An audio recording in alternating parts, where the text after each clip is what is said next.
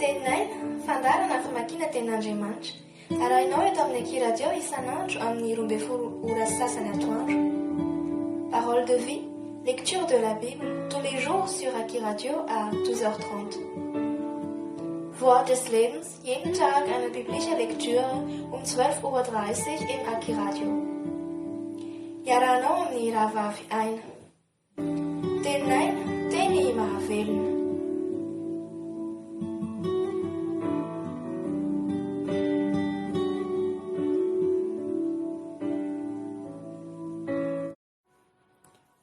Ny filazantsara nosoratan'i Matteo 7:20.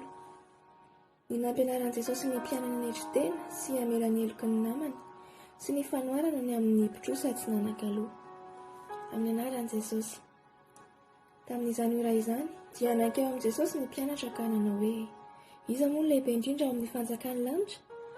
Ary Jesosy ny antsy zazakely anankiray ankeo aminy dia nametraka azy teo afovoany ka nanao hoe, lazaiko aminareo marina tokoa, raha tsy miova ianareo ka ho tonga tahaka amin'ny zazakely dia tsy hiditra amin'ny fanjakany lanitra mihitsy ianareo. Koa nazovina ny hery-tena tahaka ity zazakely ity dia izy ny lehibe indrindra amin'ny fanjakany lanitra.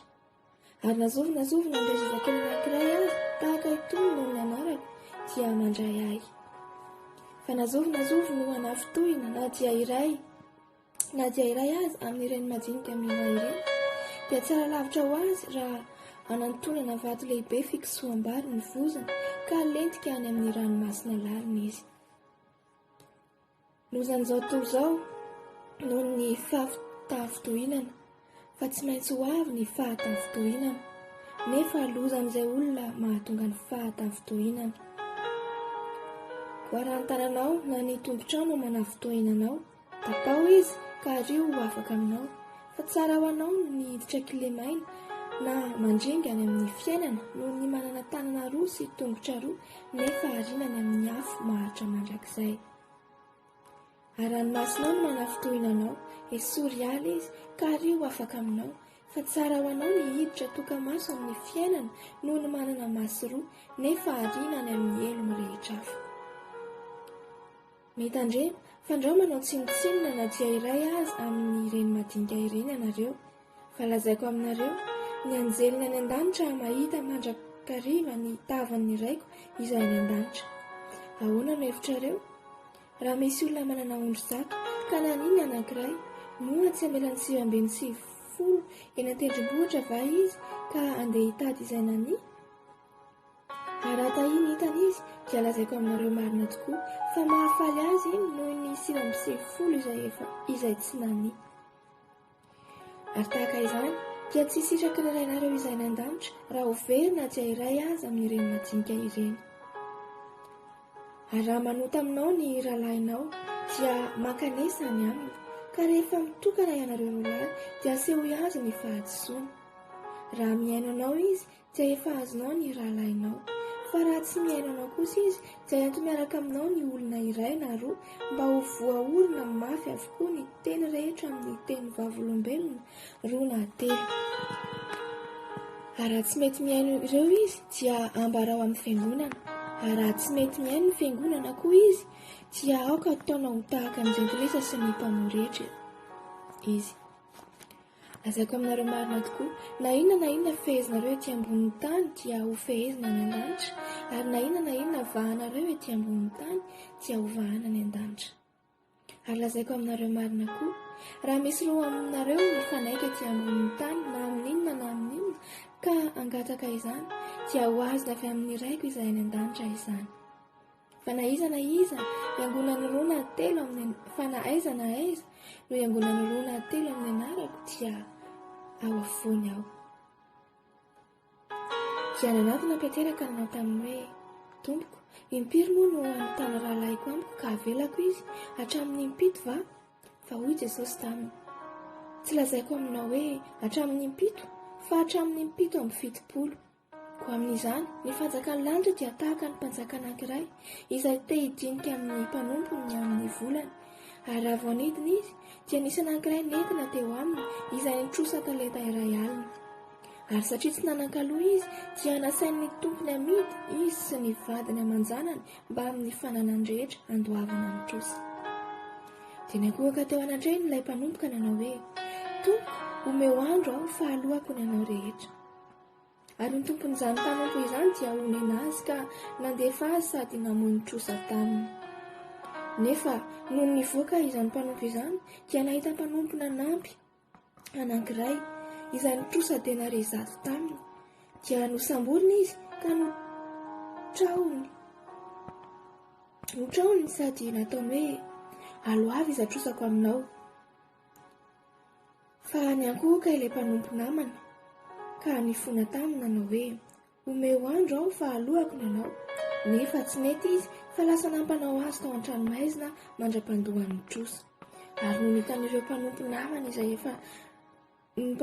izay efa natao dia nalahelo indrindra izy ka nandefa nanambara tsara tamin'ny tompony izany rehetra natao izany. Dia nampanalainy tompony ralehilahy ka noteneniny hoe ry mpanompo ratsy fanahy, efa nafoky ilay trosa rehetra taminao satria nifona tamiko ianao. Moa tsy tokony mba ho namindra fo tamin'ny mpanompo namanao koa va ianao tahaka ny namindrako fo taminao? Dia tesitra ny tompony ka nanolotra azy ho amin'ny mpampijaly mandra-pandohany ny trosa rehetra. Ary tahaka izany koa no ataon'ny raiko izay any an-danitra aminareo raha tsy samy mamela ny rahalahinareo amin'ny fonareo. L'Évangile selon Matthieu, chapitre 18. Le plus grand dans le royaume des cieux, les scandales. Au nom de Jésus. En ce moment, les disciples s'approchèrent de Jésus et dirent « Qui donc est le plus grand dans le royaume des cieux ?» Jésus, ayant appelé un petit enfant, le plaça au milieu d'eux et dit « Je vous le dis en vérité, si vous ne vous convertissez et si vous ne devenez comme les petits enfants, vous n'entrerez pas dans le royaume des cieux. C'est pourquoi quiconque se rendra humble comme ce petit enfant sera le plus grand dans le royaume des cieux. Et quiconque reçoit en mon nom un petit enfant comme celui-ci, me reçoit moi-même. Mais si quelqu'un scandalisé a un de ces petits qui croit en moi, il vaudra mieux pour lui qu'on suspend à son cou une meule de moulin et qu'on le jeta au fond de la mer. Malheur au monde à cause des scandales, car il est nécessaire qu'il arrive des scandales, mais malheur à l'homme à par qui le scandale arrive. Si ta main ou ton œil est pour toi une occasion de chute, coupe-les et jette-les loin de toi. Mieux vaut pour toi entrer dans la vie boiteux ou manchot que d'avoir 2 pieds ou 2 mains et d'être jeté dans le feu éternel. Et si ton œil est pour toi une occasion de chute, arrache-le et jette-le loin de toi. Mieux vaut pour toi entrer dans la vie n'ayant qu'un œil que d'avoir 2 yeux et d'être jeté dans le feu de la guéhenne. La brebis égarée. Gardez-vous de mépriser un seul de ces petits, car je vous dis que leurs anges dans les cieux voient continuellement la face de mon Père qui est dans les cieux. Car le Fils de l'homme est venu sauver ce qui est perdu. Que vous ensemble, si un homme a 100 brebis et que l'une d'elles s'égare, ne laisse-t-il pas les 99 autres sur les montagnes pour aller chercher celle qui s'est égarée? Et s'il la trouve, je vous le dis en vérité, elle lui cause plus de joie que le 99 qui ne se sont pas égarés. De même, ce n'est pas la volonté de votre Père qui est dans les cieux qu'il se perde un seul de ces brebis, de ces petits. Le pardon des offenses. Si ton frère a péché, va et reprends-le entre toi et lui seul. S'il t'écoute, tu as gagné ton frère. Mais s'il ne t'écoute pas, prends avec toi 1 ou 2 personnes, afin que toute l'affaire se règle sur la déclaration de 2 ou de 3 témoins. S'il refuse de les écouter, dis-le à l'Église, et s'il refuse aussi d'écouter l'Église, qu'il soit pour toi comme un païen et un publicain. Je vous le dis en vérité, tout ce que vous lirez sur la terre sera lié dans le ciel, et tout ce que vous délirez sur la terre sera délié dans le ciel. Je vous dis encore que si 2 d'entre vous s'accordent sur la terre pour demander une chose quelconque, elle leur sera accordée par mon Père qui est dans les cieux. Car là où 2 ou 3 sont assemblés en mon nom, je suis au milieu d'eux. Parabole du serviteur impitoyable. Alors Pierre s'approcha de lui et dit, « Seigneur, combien de fois pardonnerai-je à mon frère lorsqu'il péchera contre moi? Serait-ce jusqu'à 7 fois ?» Jésus lui dit, « Je ne te dis pas jusqu'à 7 fois, mais jusqu'à 70 fois 7 fois. » C'est pourquoi le royaume des cieux est semblable à un roi qui voulut faire rendre compte à ses serviteurs. Quand il se mit à compter, on lui en amena un qui devait 10 000 talents. Comme il n'avait pas de quoi payer, son maître ordonna qu'il fût vendu, lui et sa femme, ses enfants et tout ce qu'il avait, et que la dette fût acquittée. Le serviteur, se jetant à terre, se prosterna devant lui et dit « Seigneur, aie patience envers moi, et je te payerai tout. » Ému de compassion, le maître de ce serviteur le laissa aller et lui remit la tête. Après qu'il fut sorti, le serviteur rencontra un de ses compagnons qui lui devait 100 deniers. Il le saisit et l'étranglait en disant « Paye ce que tu me dois. » Son compagnon, se jetant à terre, le suppliait, disant « Aie patience envers moi et je te payerai. » Mais l'autre ne voulut pas et il alla le jeter en prison jusqu'à ce qu'il eût payé ce qu'il devait. Ses compagnons, ayant vu ce qui était arrivé, furent profondément attristés et ils allèrent raconter à leur maître tout ce qui s'était passé. Alors, le maître fit appeler ce serviteur et lui dit « Méchant serviteur, je t'avais remis en entier ta dette parce que tu m'en avais supplié. Ne devais-tu pas aussi avoir pitié de ton compagnon comme j'ai eu pitié de toi ?» Et son maître, irrité, le livra au bourreau jusqu'à ce qu'il eût payé tout ce qu'il devait. C'est ainsi que mon Père Céleste vous traitera si chacun de vous me pardonne. Das Evangelium nach Matthäus Kapitel 18. Im Namen Jesus. Zu derselben Stunde traten die Jünger zu Jesu und sprachen, wer ist dort der Größte im Himmelreich? Jesu rief ein Kind zu sich und stellte das mitten unter sie und sprach, wahrlich, ich sage euch, es sei denn, dass ihr umkehrt und werdet wie die Kinder, so werdet ihr nicht ins Himmelreich kommen. Wer nun sich selbst erniedrigt wie dieses Kind, der ist der Größte im Himmelreich. Und wer ein solches Kind aufnimmt in meinem Namen, der nimmt mich auf. Wer aber ergeht dieser geringsten einen, die an mich glauben, dem wäre es besser, dass ein Mühlstein an seinen Hals gehängt und er ersäut werde im Meer, da es am tiefsten ist. Weder Welt der Ärgernisse halben. Es muss ja Ärgernis kommen, doch weder Menschen, durch welchen Ärgernis kommt. So aber deine Hand oder dein Fuß dich ärgert, so haue ihn ab und wirf ihn von dir.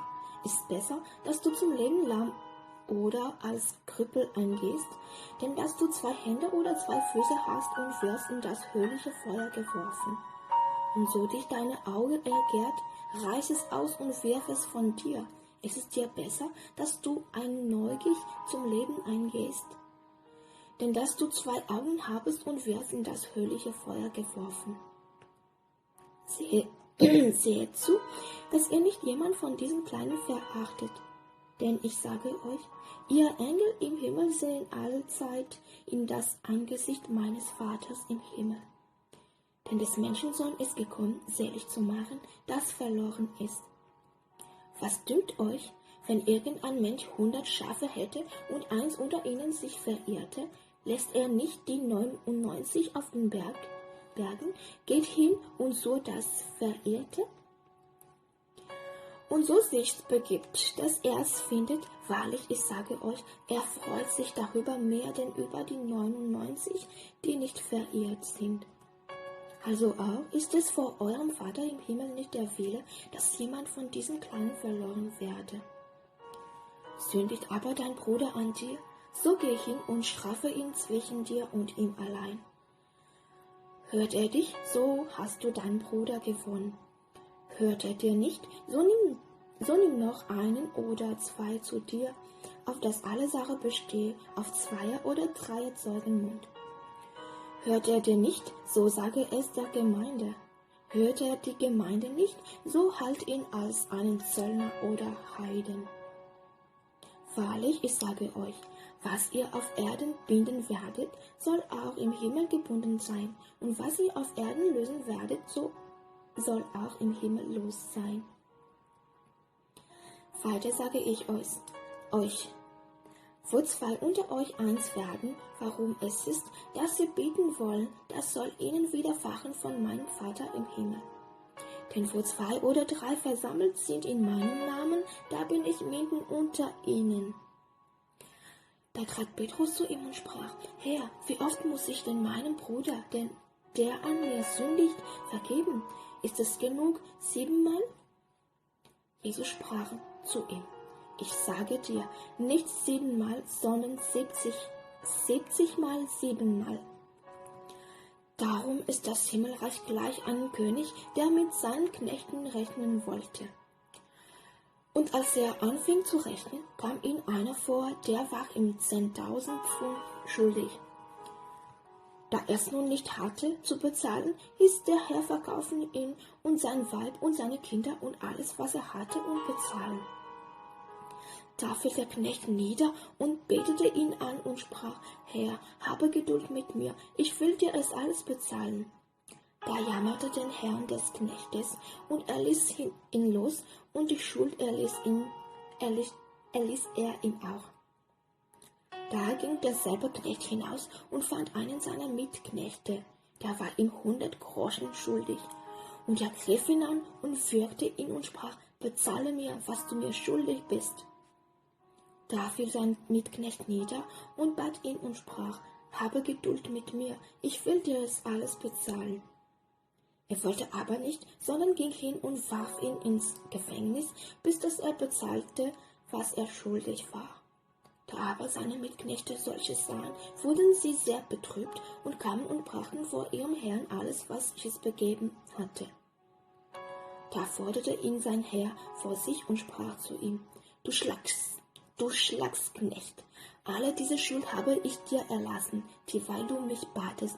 Solltest du denn nicht auch erbarmen über deinen Mitknecht, wie ich mich über dich erbarmt habe? Und sein Herr ward sehr zornig und überantwortete ihn den Peinigen, bis dass er bezahlte alles, was er ihm schuldig war.